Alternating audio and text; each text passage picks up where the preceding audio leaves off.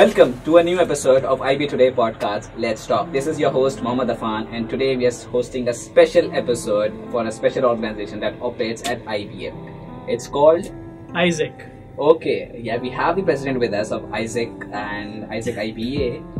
Umer, I wanted to ask you, how do you pronounce ISEC? The full form, I guess. Alright, so for most of the people who are associated with ISEC and who may be watching this, they might know it better than me because, again, I'm not fluent in French and this is a French acronym in general. So the full form is basically in French because, again, the organization originated in Europe after the Second World War. So I wouldn't generally know it, but I do know part of it. It's something along the lines of ISEC Association, the International Economics and Sciences, something like that. But again, someone might write it in the comments if it goes forward, though someone might write it. But right, so someone who does not know what ISEC is or who is not at IBA as well, how do you explain someone what is ISEC and what does it do? Alright, so I'll explain this in two parts. I'll first explain this that what certain preconceived notions people might have and what the organization generally does. So for example, when I was applying to ISEC, I had no habit or worldly idea of what this organization does or something like that. But I just had an idea that they're an international organization that send people abroad, bring people from abroad, and I've always been patriotic. So I just thought if I get into the organization, I'll be able to interact with people from abroad and show a positive image of Pakistan. That was my motivation to apply to the organization. But the organization in general, people, like I told you, associated with exchange, sending people on exchanges. You feel it's an exchange program, basically. That's you what feel like it's an exchange program. But if you ask any member who's been associated with the organization, they'll tell you differently. They'll tell you, yes, that is something we do. That is a core part of what we do at ISEC. But the other very important part of this organization is leadership development, because that is what we look to do for the members who are associated with this organization and also those that go on an ISEC exchange. So what you usually see is when a member comes back from an ISEC exchange, their personality to a certain extent changes because they've been exposed to the world. And that is what we hope to do through ISEC, spread cross-cultural exchanges, increase the homogeneity between different countries and, different nations, different races, that is what we hope to achieve. And that was the very reason why this organization was established after the Second World War, because the world was extremely fragmented. Umar, the ISEC represents a lot of things and, but what we feel at IBA in particular regarding ISEC is that it's its own exclusive group, and the people who are at ISEC, it's their own cult. Okay, these people are ISEC people, like, that kind of, that's posh or some kind of a cult that they run. What do you think about, what do you feel about that? Alright, so people say that? I saw that question coming actually, and that's a good question that you've asked. So if for those people that have known me, they would understand that, they don't usually associate me with the organization because I might not fill that preconceived notion that they have about the organization or someone within the organization. So you don't really look like I don't look like an ISECer, say. So they might not basically connotate it, compare me or just correlate me with the organization. But that to a certain extent does answer your question as well. People do have this idea that it's an elite organization, only a certain few people who have maybe a financial background or maybe someone who traditionally is from Nexar College, people I was going to come back to that. People even have that preconceived, but that is far from the truth. I mean, people can definitely have those preconceived notions, but that again comes down to our external relevance, that we've never been quite able to explain what this organization does in general. And I feel like if they have those preconceived notions, again, they're welcome. People can have preconceived notions about anything. You could have an understanding about anything. It's only when you experience it does that thought process change. Definitely, an experience does get to, you need to understand during the experience that you have the organization, what's actually in it. But coming back to the, how ISEC does and what it does in general. So, let's talk about what does ISEC do apart from the exchange program. Actually, so apart from the exchange program, so traditionally at IBA, we haven't done a lot of external events, like events with ISEC. You could call them events with ISEC. There's one event that takes place at IBA. It's called Karachi Youth Speak Forum. I'm sure some people must have heard about it within the confines of IBA, because this is something we do. It takes place towards the end of the year. It's a conference that we host. In that, we bring in speakers and students from different colleges and schools come in and they experience that. That is something we do.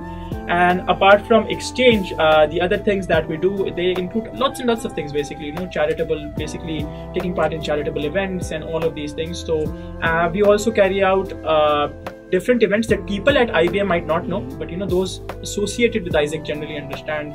For example, last year we conducted a podcast. I'm not sure if many people know about that, but we too conducted a podcast. It was called 2 Times with Aiesec. So our previous VP marketing had basically, and our previous president had come up with the concept, and we'd invited so many brilliant speakers. Like there was a woman from the Kailash region of Pakistan who basically spoke in that, and so these are certain things that we also do, because at the end of the day, as an organization, we also have values and we also have principles that we basically look to propagate in general. So it's not all about exchange. Right. So definitely, but like I wanted to ask you, we learn these values, we learn these leadership qualities, and it propagates into the members as well. Like, but if you ask someone, okay, why should he apply to Aiesec? So why should he?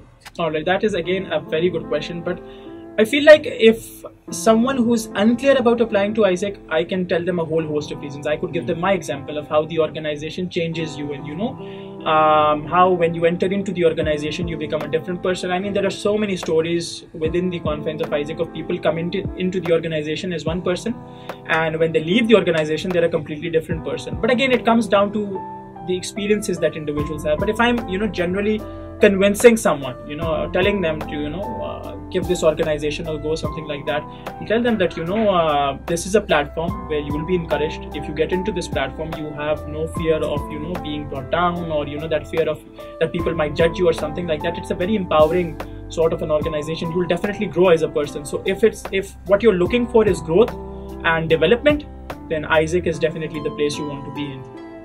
Yeah, like you see a lot of people, a lot of freshmen, everyone who comes to campus, they feel they want to apply to Aiesec. Like, you find a lot of people. Even our team at IBA today, we have around more than 100 members, right? And most of them, tell us, we had applied to Aiesec, or we are in Aiesec, or in.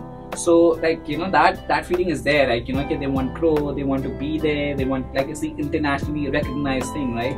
And everyone wants to be a part of it. Like, it's the wave that everyone wants to ride on. But unfortunately not everyone can ride on, and that comes to the next question. There are a lot of applicants at Aiesec, not all of them get selected. So what do you share to them? What I'd like to tell the people who apply to the organization but don't end up getting in is they, like I said, they might apply and they might think that they deserve to be in the organization, but if they come with that mindset and they get rejected, that's when you have bad views about the organization, or that's when they start correlating the organization as elitist, or it didn't take us, so it's taken this person, why didn't they take us? But I guess what people have to understand is if you apply to any organization, every organization has its parameters, every organization has its different sort of aspects over which they adjust a candidate whenever they apply. So to anyone applying to Aiesec, I tell them, give it your best shot, but bear in mind that if you don't make the cut, it's not like we have a bias against you, or we have an agenda against you, or I don't like it's never like that. If you apply to any organization, that is never the case. It's a simple matter of the fact that you've not made the cut. We have parameters. We aren't just selecting you कि यार आप हमारे पास आ गए, हमने आपको देख लिया, आप अच्छे लग रहे हो, you're well presented. That's never the case. That's for those that have given the group discussion, for example, those that have given Aiesec and IBA's group discussion, they would think कि यार there's a certain small event that takes place at the end of a group discussion whereby we ask everyone कि out of the 4 people that have given this group discussion, who would you like to send out of this group? Yeah, who would you आप किसको reject करते हो? Like, that would be a very intimidating process. That something happens, and people think like if I'm rejected, that means I'm also rejected from Aiesec and IBA. But that's never the case. Were you? I was not rejected, but I know people who were rejected, but they ended up getting into Aiesec still. So if people reject you, that doesn't mean those are not something we are judge you on. So you have to understand we have our parameters. That is why we have such a stringent recruitment process. That is why it goes through 3 phases. अगर मुझे एक इंसान को ऐसे उठाना होता, long process, like it's its own long process. It's like a funnel. You start big, then you start sieving through, and that's when we get the final product. That's a huge process. Like that the resources, the time, team that who is recruiting, it takes a lot of energy, time, and resources being spent on that. And I don't know how you guys manage it, because we have recruiting all year long, and it's very hard to manage in general. But in our case, like if I talk about IB today, like it's not hard to get into IB. It's hard to stay at IB today. It's like it will start getting overwhelming to you very easily, and that's when you start feeling, yeah, this though, like it just took off. And because it's like a growing organization, like, you know, ISEC is a quite established thing. Like IB today is like I founded it, so I'm still studying, so just expect from that. So, you know, it's a very growing, and it's a growing initiative, and it's growing, alhamdulillah, and it has reached this far. But, you know, whatever you do, like in my perspective, you know, whoever comes in our organization, what we say to them is like, you know, if you're not learning there, if you're not having fun, then there's no point in being here. Because, you know, there's a lot of people behind the camera right now, or writers, but like if you're not having fun doing what you're doing, and if you're not learning, then there's no point in it. Like, you know, you're wasting your whole day in the studio or writing or whatever you're doing. You know, if you can't put up to it, if you're not loving what you do, if you're not learning which can help you in the future, then there's no point of it, right?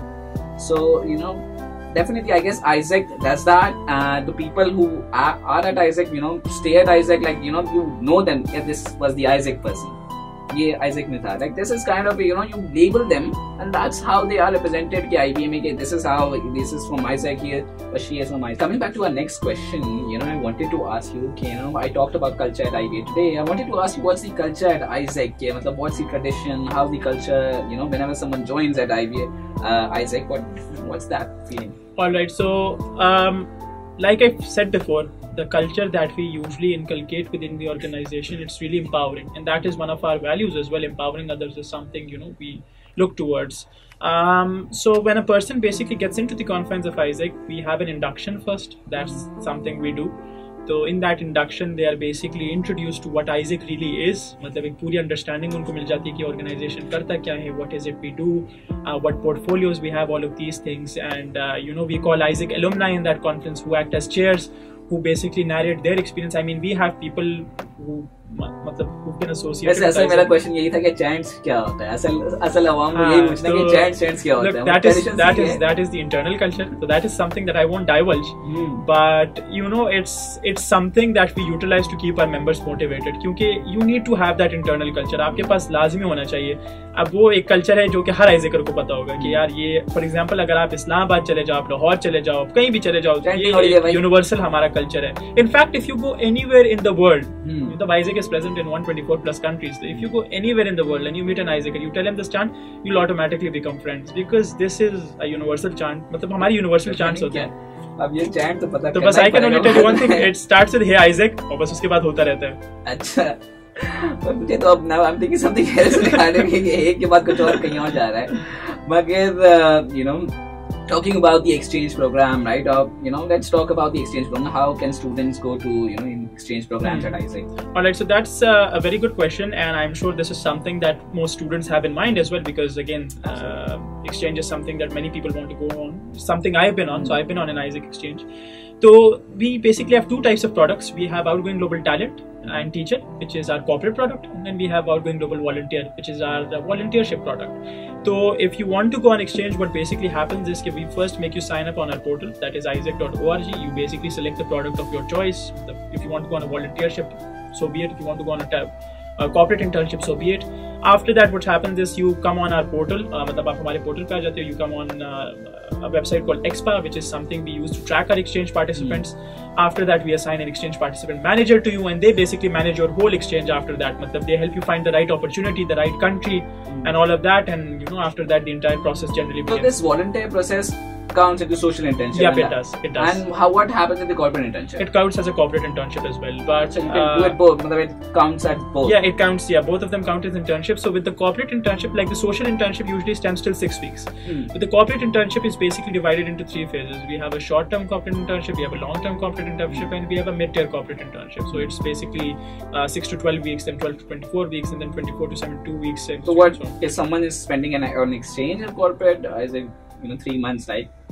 People don't usually do that because, again, we're a student. The university that we basically work in is IBA. So we work in IBA. We're a university-based organization, right? ISEC. But if someone, for example, wants to go on an exchange through ISEC in Karachi, so they might even go on a long-term exchange. For example, for 72 weeks or more than a year or something like that. But that rarely happens. It doesn't happen a lot. People usually go on short-term exchanges because they just want to get the feel of it, and it's like an internship. You just work for 6 weeks. You do that. Like I went on a volunteership to Egypt, so it's a bit like that. Yeah, was it fun? It was a lot of fun. Like if Pyramids anyone goes on exchange, or mummies? Huh? Pyramids or mummies? Both. Like I saw, this is something like most of the market at IBA is interested in Turkey.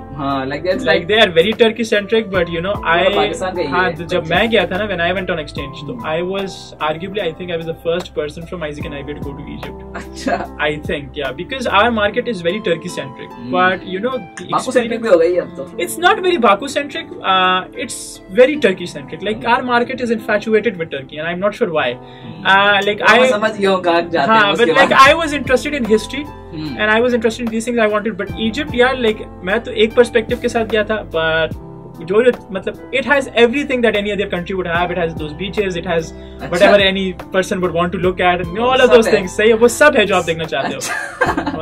It has everything. अच्छा, मुझे Umar, let's talk about the charges about it. कि what does the charges are? कि someone wants to go and exchange, what is the charges? So what's basically the charge? Alright, so if someone wants to go on exchange for a global volunteership, it's 12,000. We charge 12,000 for an opportunity, and previously global talent used to be called global entrepreneur, so that was 16,000, but now it's become global talent. It's a different product. Global entrepreneur में you weren't necessarily paid. Global talent, you have a massive opportunity of getting paid as well, because you get to work with not only startups, क्योंकि global entrepreneur जो होता था उसमें आप सिर्फ startups के साथ काम करते थे. In global talent, you get to work with startups, you get to work with small medium enterprises, you get to work with multinational corporations as well. Depends on the sort of opportunity that presents itself. So that basically ranges from 18 to 30,000 depending on how long you want to go for. If you want to go for the short-term opportunity, 18,000. If you want to go for the mid-term opportunity, 24,000. Who is bearing the travel and other expenses? So that's the thing. That is something that the exchange participant has to bear. We only provide them with the opportunity. Because we are an opportunity provider in general. तो हमारा होता है ये scene है कि for example where यार मुझे travel agent लग रहा है कसम से पैसे लेके like ट्रैवल एजेंट आपसे पूरी कॉस्ट लेगा ना, बाकी आपके फाइनेंसेस आपको संभालने हैं. जब टिकट आपको अपना करना है, अब आप ट्रैवल एजेंट से कराओ, वो आपकी मर्जी है, बट अपॉर्चुनिटी हम आपको देंगे और हम आपके एक्सचेंज को ट्रैक करेंगे. आपको कोई मसला आएगा, you can always get in touch with us कि यार this is some, because again we are the home entity and then the जहां आप जा रहे हो that is the host entity. So we are connected. Like हम उनके साथ 24 घंटे राब्ते में रहते हैं कि भाई हमारा ईपी कैसा है, ये बता दो, वो ठीक है, what's he doing, how is he basically developing, all of these things. So coming to the end of this episode, Umar, I wanted to ask you, what is the future for AISEC? Actually, that is a very interesting question. Keep it short then. I'll keep it short. I'll keep it short. During the pandemic, like any organization, we've been severely hit because, like I told you, we depend upon exchange. Exchange हम करवाते हैं. That we are a not-for-profit organization, not a non-profit organization. So we do exchange, and that is our main source of revenue. But we haven't been. मतलब last year तो बिल्कुल नहीं हुई, and इस साल we are hopeful कि हो जाएगी. But the future for AISEC is that we're slowly moving away from exchange to a certain extent, because हम चाहते हैं कि अगर ऐसी कोई क़यामत आ जाए जैसे कोविड आई है तो हमारी एक्सटर्नल रेलेवेंस रहे. तो we are thinking of more different events with AISEC कि हम मजीद क्या चीज़ें करवा सकते हैं. तो वी आर कॉन्स्टेंटली इनोवेटिंग. तो मतलब like any organization, we're constantly innovating, we're looking to change, and so that our relevance always stays. So that's how we see the future of AISEC. Right, that's it. We have Umer Khan, President of AISEC, and this is Muhammad Affan, your host, and see you in the next episode of Let's Talk Podcast. Allah Hafiz. Allah Hafiz.